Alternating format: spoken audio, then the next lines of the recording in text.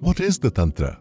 Or more specifically, the Vigyan Bhairava Tantra, the scripture affectionately and broadly just called Tantra in all Eastern Western communions of language. Shiva, in his Bhairav form, stands for the knower, and Bhairavi, or the Devi, stands for the known. In so, the known asks the knower how to be perceived. The Vigyan Bhairava Tantra is a scripture where the goddess is in deep conversation with the god. Here the goddess denotes the Devi of Outer creation and the god as the absolute creation, Shiva, or the inner self. These questions and answers of the Tantra form that bridge. The Devi begins by asking a series of questions. One by one, Shiva answers that they're all merely attributes, not his real self. Then the Devi, who herself is all that is already known, asks her cosmic partner Shiva, the knower, to free her from her doubts and express his true nature. And here, the answers by Shiva each constitute techniques to bridge the outer world and go beyond. But consciousness cannot be known, only experienced. It is stated that between the questions and answers, there is a gap.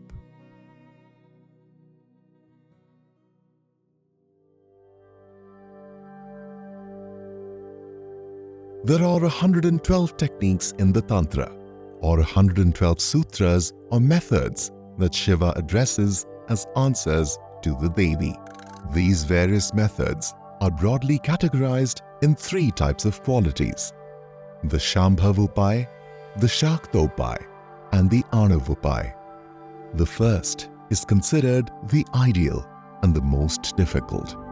The second is Guru or instruction enabled, and so is medium in achievement and practice. The third, considered the most inferior, in that it can be easily achievable through repetition and effort. It is said that to succeed in a Shambhavupai, the aspirant must possess firm strength of awareness to maintain consciousness without any support.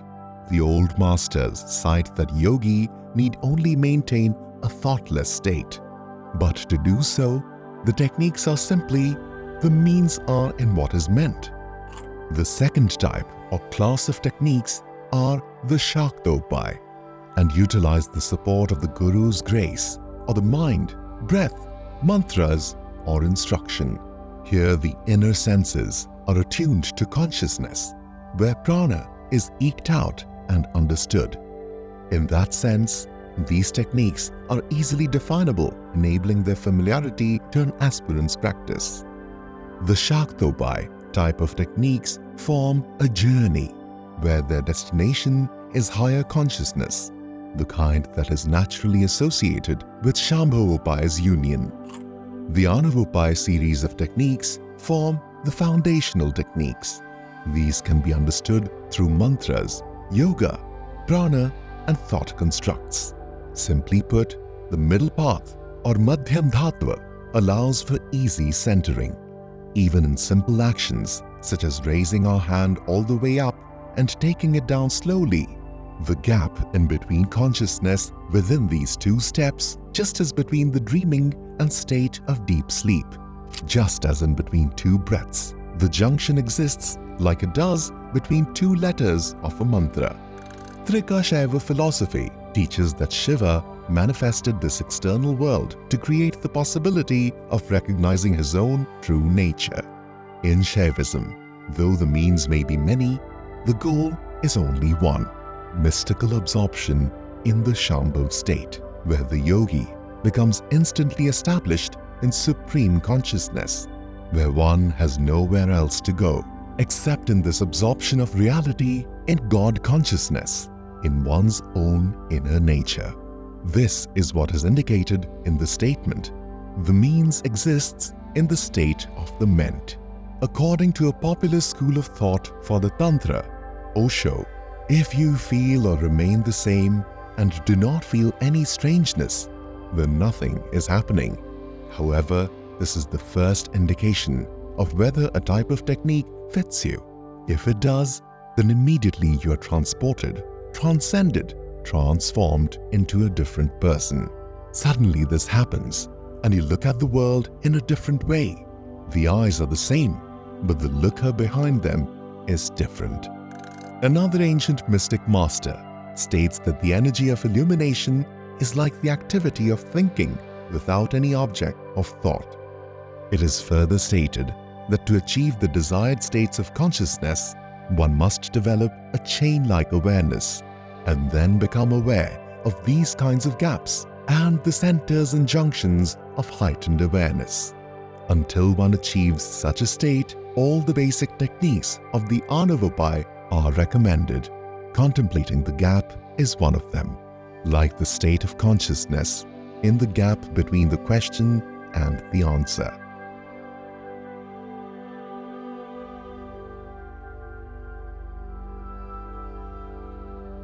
According to Osho's translation of the Tantra, the Devi asks, "O Shiva, what is your reality? What is this wonderful universe? What constitutes seed? Who centers the universal wheel? What is this life beyond form pervading forms? How may we enter it fully? Above space and time, names and descriptions, let my doubts be cleared." Translated for details, this reads as, from a good point of view, what is essential nature of Bhairav? Does it consist of the energies of the multitude of letters? The letters, or the Varnamala, starting from A to Ksha, also known as the Shabda Brahma. Does it consist of 9 different forms? Shiva, the Absolute; Sadashiva, the Eternal; Ishvara, the Deity; Vidya, or pure knowledge; Maya, the illusion; Kala, skill and art; Niyati, self-restraint and tradition; Purusha, the living form as man; and Prakriti, the inner nature of the absolute man and divine. These are the 9 forms of tattvas or principles. This is also known as Navatma, or the 9 types of soul. The Devi proceeds to ask, does it consist of the specific mantra that unites in an integral form the 3 divisions as delineated? Entire manifestation is broadly delineated into 3 primary categories, consisting of Shiva, Shakti, and Nara, which means living being. The mantra Sa is specifically known as being a Parabij, or absolute seed, and as a Hriday Bij, which is a heart seed, as well as Prasad, which is an offering or blessing received from the divine. This is supposed to cover 37 tattvas up to Shiva. Shiva, of course, represents the highest unbeknownst principle that unites all the principles together. The Devi asks if that is his real nature. Or does it consist of 3 Shaktis presiding over the previously mentioned 3 tattvas? The 3 Shaktis presiding comprise of Parashakti, the transcendent, in which there is no distinction between Shiva and Shakti; Aparashakti, the immanent or the unmanifest, which is the essence of new reality; and Paraparashakti, which is the intermediate of the 2 and is the bridge that presides over all the principles. The independent and sovereign energy of Shiva, Swatantra Shakti, manifests itself as Parashakti, the Absolute. This energy, wishing to create a universe in reflection, is Paraparashakti, both the origin and the result, intermediate of the 2. And the immanent to creation as a new universe is Aparashakti. These are contents referred to in the Rudrayamal Tantra, that which is a composite of male-female and Shiva-Shakti union. Or does it consist of Nad, which is power of mantra, inseparably present as Vimarsha, or pre-existent in all the words? In the 5th question, the Devi asks if essential reality is made of the bridge of sound as Vimarsha, the inner junction of that bridge and the letter Her, or of the Bindu in the power of mantra, inseparably present in all the objects of the universe as Prakash, the light or illumination. Prakash is light, which is present in an undivided form in all objective phenomena? Or does it consist of the further subtle states or the sheaths? The sheaths after the Nad Bindu are Ardha Chandra, the crescent moon; Nirodhika, the opening gate of obstruction; Nadanta, the point where subtle sound blends out of outer sound; Shakti, or pure energy; Vyapini, the all-encompassing and pervading; Samani, which is the inner cosmic stuff; and finally Unmani, which is the universal and all-inclusive. This final state is complete cosmic unity. These sheaths also correspond to the 6 shunyas or zero in universal consciousness and to 6 primary states of practice within the Tantra. The first question is concerned with matrak, which is half letters or vowels. The second and third are concerned with mantra.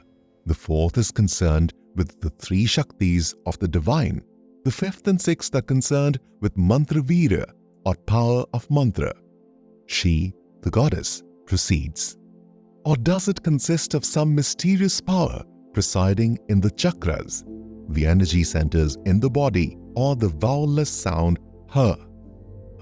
The chakras are energy centers across the body, and Prana Shakti resides in the Sushumna Nadi, the inner holy tabernacle. The sound ha without the vowels vibrates constantly as the Prana Kundalini. This happens spontaneously and cannot be consciously controlled.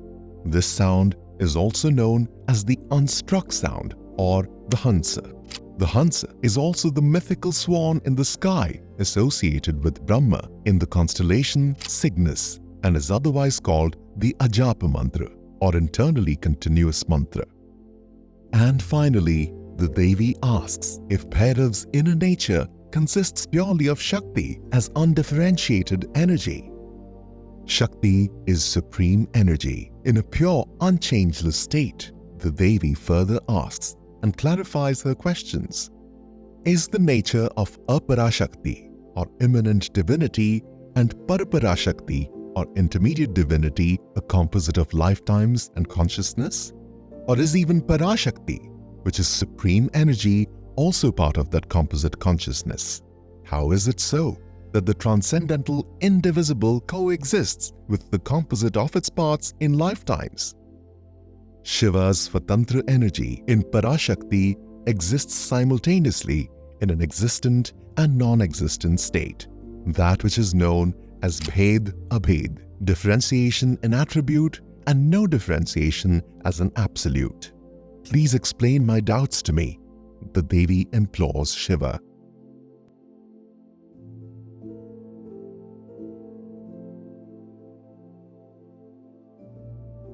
Between energy and the holder of energy, there is no difference at all to be found. Always there is Abhed, unity, between energy and the holder of energy, Shakti and Shiva. Lightening, giving light, burning, heating, all these energies are produced from the fire.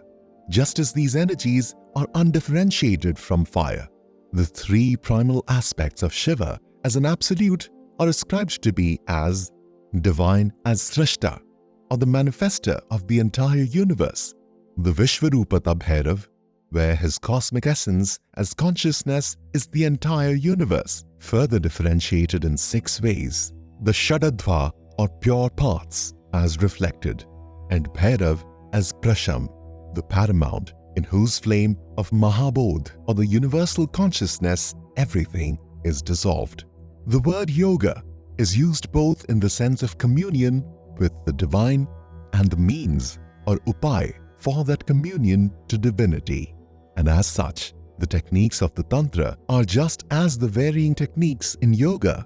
Furthermore, the Tantra incorporates aspects like mudras and hand gestures, breath and other sound and dharan-based practices, while one primary school of thought as Raja Yoga prescribes the Tantra as a purely intellectual and yogic practice, in that they list 6 primary states, each interestingly corresponding to a state of shunya or zero.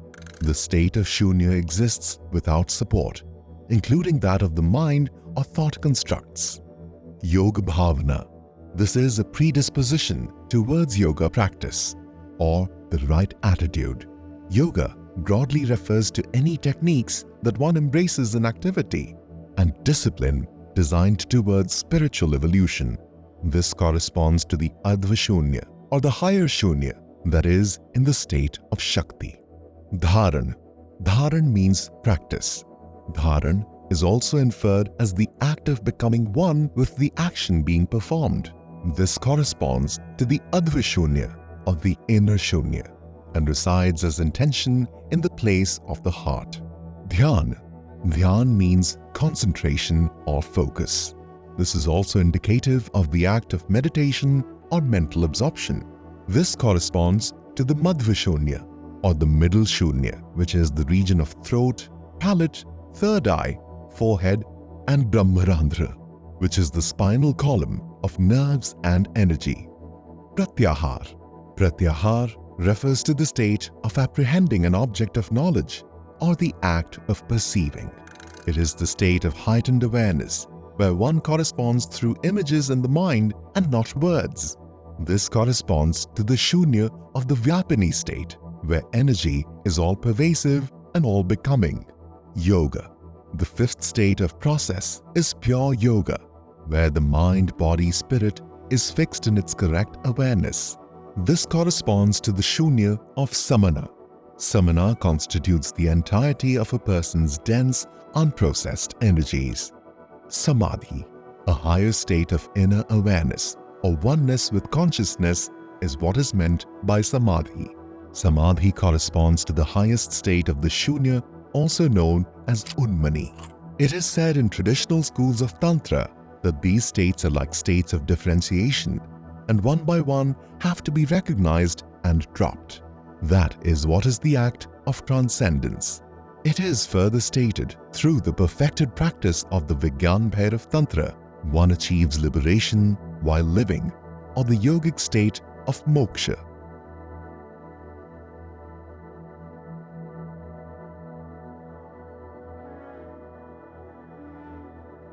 According to most sources, the Vigyan Bhairava Tantra is about 5,000 years old in origin, predating even the ancient history epic Mahabharata.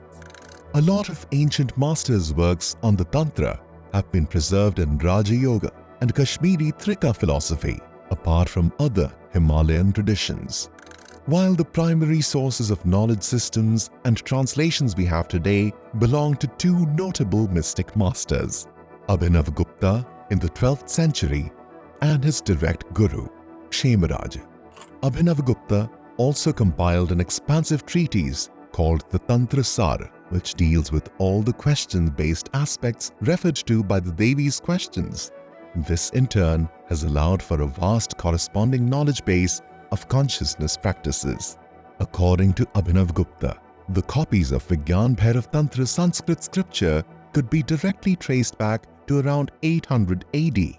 Since then, his system inspires a blend of these techniques with yoga to create a decidedly occult type of tradition.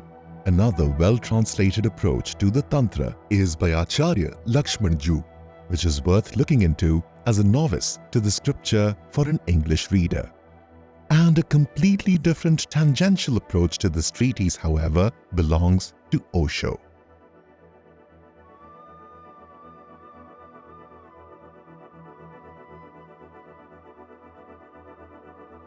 Osho's approach to the Tantra is totally radical from any other literate translations or the traditional approaches to the Vigyan Bhairava Tantra. In so, he paraphrases and converts every sutra into an actionable technique. Separate to every succinct technique and devoid of any religious inference, Osho then describes in detailed discourses the state of mind to cultivate while considering a technique. This treatise is called Osho's Book of Secrets and is readily available. Although it is well over 1,000 pages, do not let it deter you, however many years it takes. Osho's ideology is based entirely on the concept of surrender while subtly cultivating awareness. He prescribes each of the techniques with the context of his usage of the words, all the while subtly encouraging a certain way of thinking, similar to the systems of Shadaddva or pure paths. This surrender then leads to transformation, which is instant, a different consciousness emerging from every practice and effort. And any given moment to Osho's treatises is a good moment to practice. According to Osho, a person only needs or requires one technique out of 112, and in trying each of them will instantaneously know which one fits as their unique personal key. In his noticeably heart-centered ideology to constant theory and practice, an aspirant's inner spiritual make changes. This transformation and a new heightened state of consciousness is revisited as often as necessary until consolidation. And here, Osho says that a new version of yourself manifests, knowing your inner silence and automatically with a sense of purpose. This authentic self, which is the result of Tantra, then instinctively senses which paths to seek out for spiritual evolution. For as the movement of energy inside the body changes, so does the understanding of how energy processes to outer reality. And the universal way, then in Osho's approach to the Tantra, is to enter it in love and devotion, like the Sufis and mystics of yore, immersed in quintessence of God consciousness, which is what the sutras are, where Osho's way is in stopping the world and sidestepping the mind into practice. The Shaivism approach to Tantra is rooted in theory and yoga.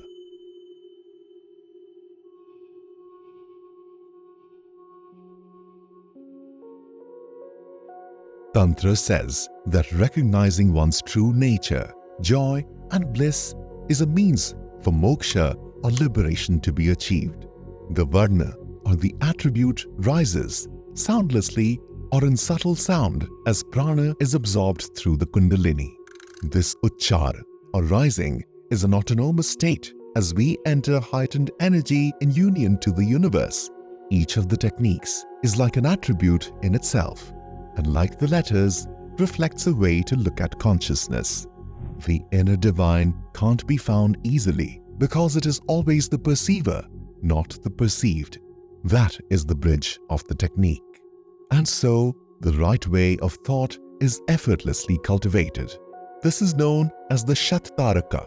In this context, it does not mean logic chopping, but training the mind in harmonious consonance with the truth of the essential self as being Shiva. Taraka, incidentally, is also the Indian name of the dragon's constellation or Draco close to the North Pole. Shattaraka represents one's highest inner truth. O Radiant One, this experience may dawn between two breaths. After breath comes in or down, just before turning up or out, the beneficence. The result of every technique in contemplation is awareness.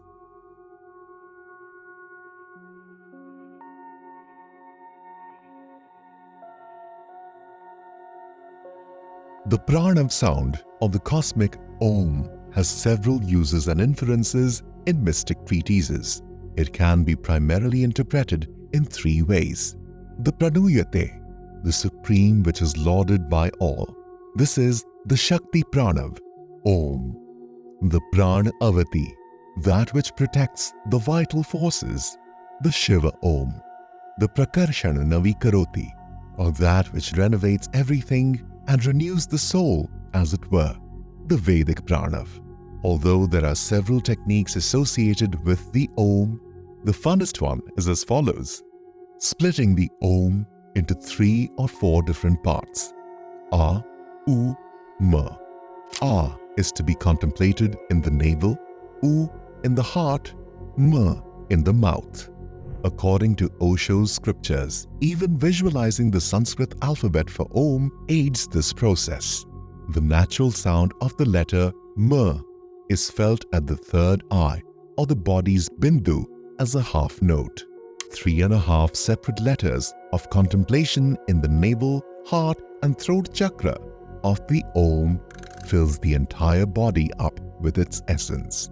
According to Osho, the letter U is a bridge for contemplation in itself, and it allows for extra breath. He says to center on the sound Om without the A and the M. Intone a sound audibly, then less and less audibly as feeling deepens into this silent harmony, utter consciousness. That is what the Tantra is, and beyond it is the subjective reality of evolving souls. Om.